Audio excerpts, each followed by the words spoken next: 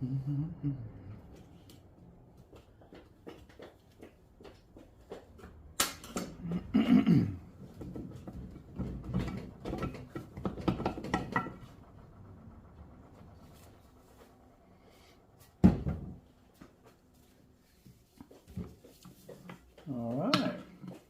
So, oh, we've got our little helpers shouting me.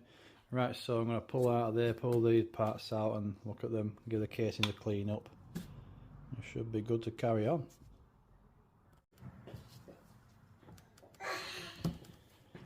Easy, yeah. You're nice and warm now. Oh, where's your hammer? Where's your little hammer? Go find your hammer. It's over here, look. He had a real hammer the other day. Tried smacking my superbike with it. Right,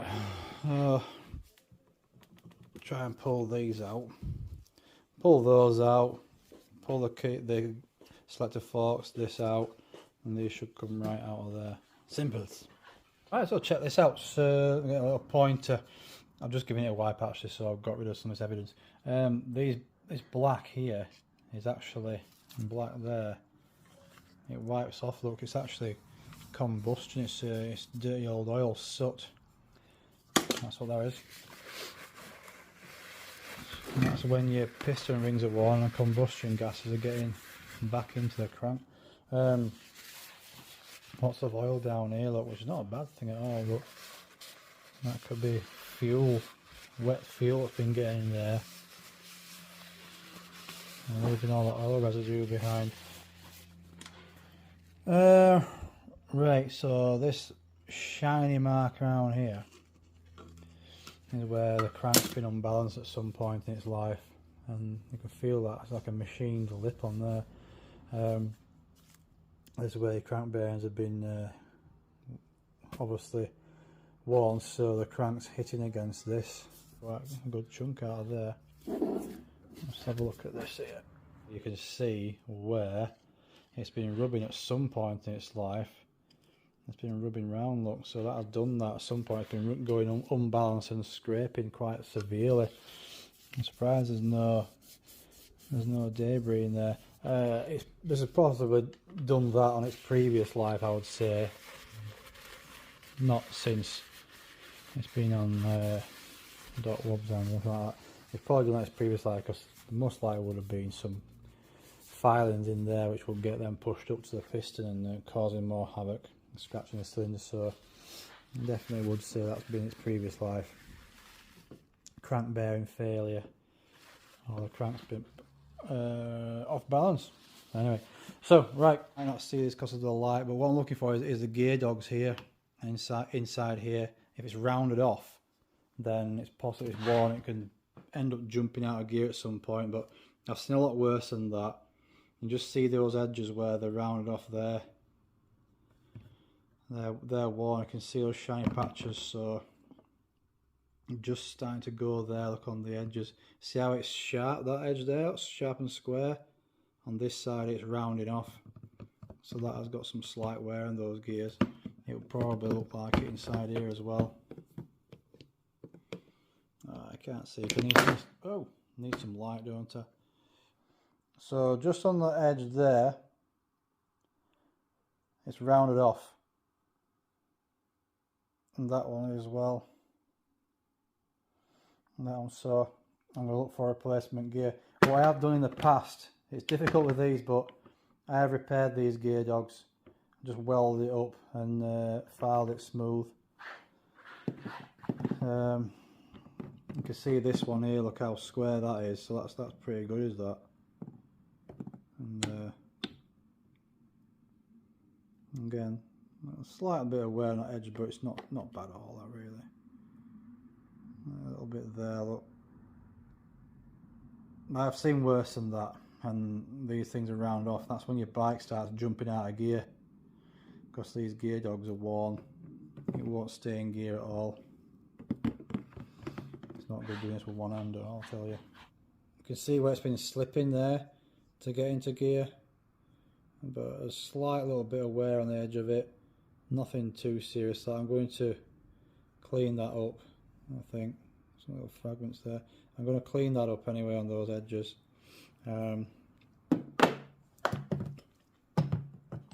Get my hands greasy now.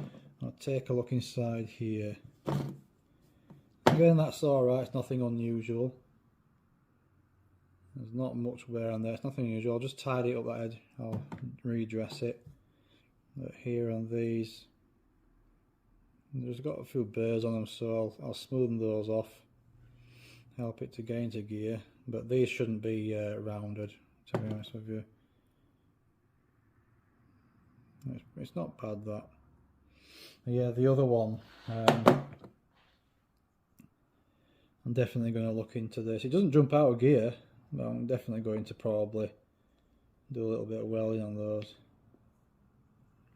Right. Okay, so I've got the bearings off, and that's a new bearing. That's the left hand flywheel side crank bearing, and that's the water pump side crank bearing.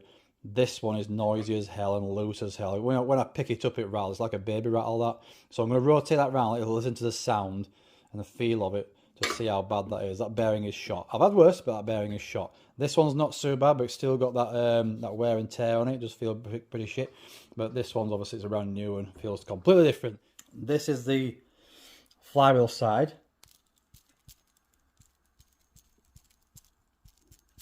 You hear it rattling? It just feels so loose. I can grip it here and move that up and down, in and out. It just feels rattly smooth. Look at it. Terrible. The other side,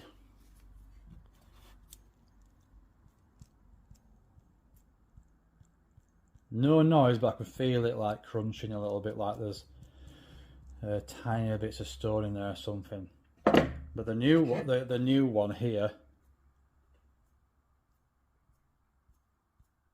not a sound. Doesn't rattle. Nothing. Knackered one. You see the resistance on it, so if I spin that one, continues to go round.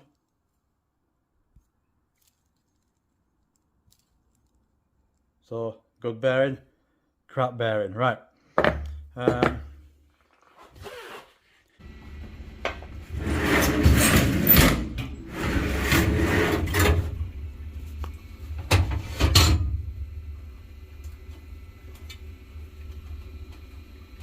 Well, I'm just about to strip the cylinder head, and all the lights have gone out. We've had a power cut. At least it's daytime anyway. So I had to, the garage door was down. It's pitch black in here, and I've had to navigate my way to the consumer unit and just shed the load on all the breakers, because if that comes back on, then we're going to might have things blowing our power surge. So right, I'm going to wait till the power comes back on and carry on. Or can I work in this daylight? Lovely day outside. The roads are pretty damp though. Lovely day out here, but the roads are pretty damp. It's windy, so I can't really go out on the bike, can I? Stuck in the house. So we've got power back on, so right, these are all clean in the Aqua Blaster now. Lovely and clean, all that, ready to go. Nice new studs. I'm usually working on bikes with not got new studs in them at all. I've always got the old gammy ones which have been on there for years. Lovely that. These bearings feel good. I cleaned them all out, and there's no rough spots in there. It doesn't grind, anything like that. I found a couple of bearings, actually water pump bearing. I might as well change that because I've got it here, you know. Get some stuff off my shelves. Get all this gasket off, this old gasket sealer off of there, scrape it, and we're good to go with that one. What I'm going to do is just clean up all these bits like that here, and I'm going to re-weld that in or grind it off or something. Just round there in the past where its original owners of the chain's gone rubbing round there. I'm going to clean all that up as well, put complete new oil seal kits in. They're probably good, these seals, but you know, what's point in using them now? I kind of changed them anyway when I've done an engine rebuild. So that's a bit pitted in there. I'm really disappointed with that. I don't like it at all. I want it to look new. Right, I'm gonna, before I start stripping this apart, I'm gonna give this a good old squirting off. seat it in there and give it a good old squirt. Perhaps get a paintbrush on it and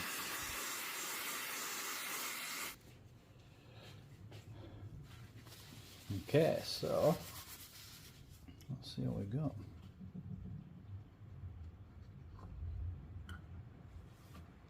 Oh, lovely.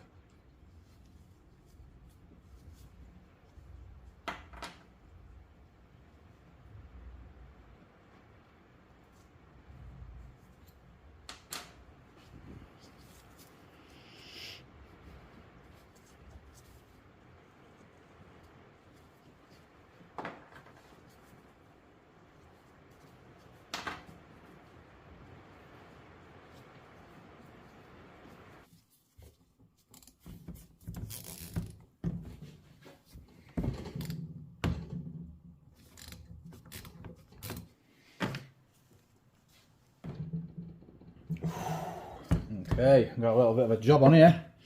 That is welded in there. Alright.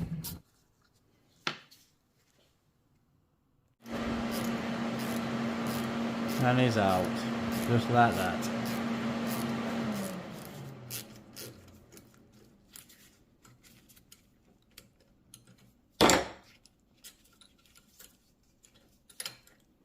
There we go. Boom. And folks, so it's completely stripped now. I'm just going to scrape these bits of gasket off, and tomorrow it'll go in the wet blaster and get that nice and cleaned up, and then we'll hone it out and give the cylinder a little bit of a measure, and then that should be ready to rebuild up. So we're going to clean all these power valve components up now and get all this carbon off. You know, the best thing to clean out these is gun oil, believe it or not. And I've got some gun oil. So gun oil is designed like, you know, like bore cleaner, stuff like that. Get yourself some gun oil. This will come straight off, because that's what it's designed to do. Is to take out carbon from obviously firing a gun. So yeah, soak them in gun oil and get it off without having to make too much of an effort.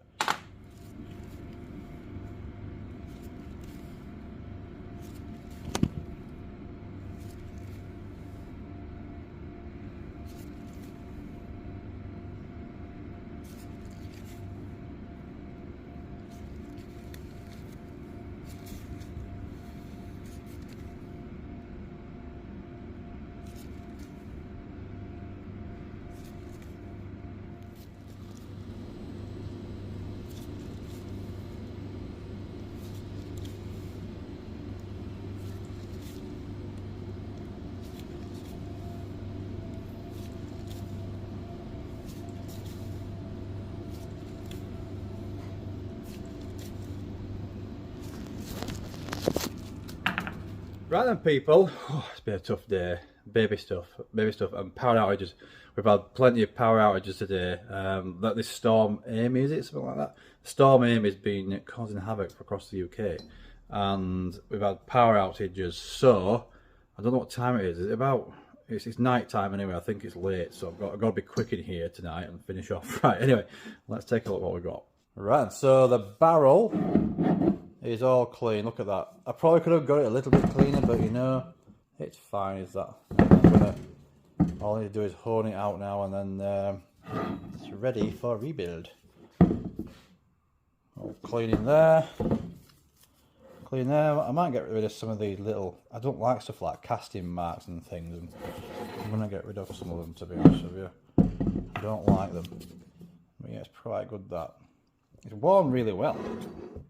I've never, like I said before, I've never taken a bike apart and seen it like this. It's practically like new.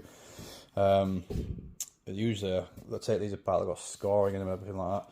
So they need replating, but that's absolutely fine. Is that 20 hours? It's good to go. Crank, so I balanced the crank today, but I've ordered a hot rod one. I'm just a little bit, I don't know what to do with this really. I'm just a little bit bothered about, I know there's no play in it, it's nice and true.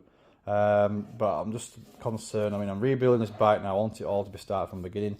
I'll keep this crank. I might just stick it in another time. I don't know. It's just that it's done some hours, so I know it's done 20 odd hours, but I could put that in the bike and then, you know, another 5-6 hours riding, it might go boom. So just to show anyway, I've absolutely no doubt in my mind that this crank was trued up to the best, but with it being with the crank bearings being worn, it's obviously been running off balance with all that torque and power, so it's made it go off balance, to be honest with you. So it's true, but I'm going on to anyway. Right, so the power valve parts here, we've got quite a bit of wear. I'll clean up best I can. Well, not best I can. I'll clean up better. So we've got some wear. This one here, right hand valve. A little bit of a chip on there. To be honest with you, that won't really do much in my opinion. It won't harm it at all. Usually these power valves, aluminium, they do get battered around. That's probably from an old engine failure in the past, isn't it, that? I'm checking these teeth out here on the gears, and they are all pretty good. You got the lower one there because that's where you time it up. There's a little bit of spring wear on the shaft there, not to be concerned about. I could weld it and turn it on the lathe, doesn't matter, it's fine that. This seems okay, everything else is pretty good. But this one, this little fella here, we have got some severe wear kicking in. Look at that there. Ooh. When I was operating the power valve lifter arm, it did seem like it wasn't turning this when it should be doing. Open this port, so, but that's worn out there. So I've ordered a new one. These 2 new sets. I've ordered 2 sets. Very hard to come by. Those will go to one side as spares. I can't really repair that. I was thinking of welding it up and just recutting the gears by hand. Crazy stuff, aren't I? I go nuts sometimes. Anyway, so yeah, so we've got our engine casings all ready to go. Need to get silicone off. Cylinder all clean. Got my piston. I'm just waiting for my hot rods crank, complete crank to arrive. And then I'll bung that in, and this one will go on the shelf for a time being. Alright. Of course, when I get the hot rods crank, when it does arrive, I'm going to obviously put that in the lathe and test it, make sure it's all running true and balanced, because it's hopefully it's packed okay, not just shoved in a cardboard box. It could be battered around.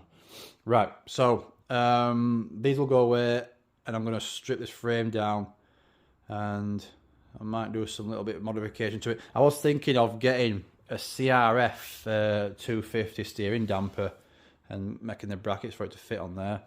The only thing is, it sticks out, so I may have to. This may not fit on, but it looks like there's a bit of clearance behind there to fit it on there. I'm going to buy one anyway, and I might just set it up and get a steering damper on there, because I noticed on this one you get a little bit of a tank slapper because of the front end lifting, stuff like that. So I think I might do that, or I may just leave this one as it is and just modify the frame on that one. But I'm going to get one anyway. I may even make another one of these to go on this side. I've got some aluminium in there. I could cut one out and fab that up. Oh balls, if it didn't get any worse, you see the wear on this, on the governor rod? There, look. Sorry, I can't point. It might run out of focus there. See that wear on those teeth? Rats. I might be able to weld that with steel. So, yeah, so it's just there. Wear on this, so that's probably what ends up damaging this. So you can see where it's taken chunks out of that, so that's what's damaged that. And if I put this on here, it kind of struggles to rotate, got some force into it, whereas it there, look, it kind of, it's not smooth. There, yeah, toasted. I'll try welding that, I think. I'll have a look for another one first. Right then, come on little baby boy, let's go. What you got there? Oh, you got your magnet. Ooh, babies. So that's me for tonight. I'm going to call it a night, I think. But before I do that, I'm just going to do a quick Q&A. So a few questions have come my way since I started working on this ex-Tommy Sale bike. There's questions about the bike and questions about why I'm stripping it apart. So the bike itself, people said, why are you stripping it apart? It's a new bike. It's a great machine, you know. Don't build it. It was built. I think it was built a few years ago now, so it's been used, and you know, I paid quite a lot of money for it, and I checked over the bike before I got it, and you know, it's not just a display piece; it's something to be ridden. The bike itself, it's a used dirt bike, basically, a used dirt bike like any other. So it's got some expensive trip bits on it. It looks fantastic, and it's just a used dirt bike, just like this one here. So this one's in pretty good shape. The engine's probably in better condition than the sail bike, or Bonnie Blue, should I call it. And it's probably in better condition because it's not been ridden by a world champion. So you know, if you can imagine, it's not really been revved high, this one, in its other life. So this bike here will get rebuilt also. I'll do it with any dirt bike I get, any used dirt bike. I always rebuild the engine straight away, practically. So there is wear on this bike. It's a machine. It's got moving parts. 24 hours is, you know, with some race performance on it, it's going to wear that thing out. So I knew what I was getting myself into. It's not a brand new bike, and guarantee if this was a brand new bike from Dot Wob, it would look a lot better than this. You had no wear and tear on it. I wouldn't be rebuilding it, but it's also going to cost me probably about 8 grand more, I should imagine. So I've got this for a high price, not going to disclose it, but a good price for what it is. And I love the bike. So when I saw this bike on YouTube, I just had to have it. I was going to build this one just like it. I just love the look of the bike. It's amazing. Listening to Tommy rip it through that round those tracks was incredible. So but this one, I believe this wasn't the race bike. I think this was the practice bike or the prototype one. So it's the one I believe in his, I'm not speaking to him about it, the one in his videos when he's test ride, I believe it was that one. So it's had a lot of hours. It is ready for a bit of a refresh. So all these parts are going to wear out. Brake pads, brake pins, crank bearings, you know, piston rings. It's going to wear out. So there's a few things to replace on it, and it'll get it all nice and sweet again. It's still not going to cost me that much to do all this work. I do it all myself. You know, so they're like the power valves and things. These are quite hard to get hold of if you don't know where to look. Okay, there's a little bit of wear down here as well. So the thing is, it's hit and miss what bike you actually get. So you can either get a gem or a lemon when you're building a dirt bike. And I've picked up a lot of lemons in my time. The RM250, I built a 92 one. That was an absolute basket case. That cost me so much money to rebuild that bike. I just had to get rid of it. So, but you know, I wish I kept it now because I'm really into dirt biking. So yeah, there's a few people saying, a few questions about, you know, things I've been saying, clutch basket, stuff like that. I know my stuff. I know what wear and tear is. I know when something's worn out, and like, you know, you should be working with an engine stand and stuff like that. And no. I work with what I want to work with. End of the day, you know, I'm quite a humble guy. I've trundled on for ever since the 90s building bikes. So I have got an engine stand, an engine work stand, but I've got plenty of tools which I don't even use. I just quite sometimes like working on the floor or sitting on the bench doing it. So yeah, I mean, before you comment, just check out some of my videos before you make a comment, just to see that I'm not some newbie to this game. All right, I know what I'm talking about, and I've had a lot of success with the way I work and things I do. I've never really had a dirt bike explode on me or go wrong. So when I built them, so I'm going to keep doing what I'm doing. Well, I'm going to love you and leave you. Thank you for watching. Thank you for your support. I do appreciate it, and give us a thumbs up if you like the video. Or give us a thumbs up if you hate the video. Give us a subscribe as well. It helps me push myself through YouTube industry, and I'll be able to, it encourages me to do more. Right, anyway, I'm going to go. See you later.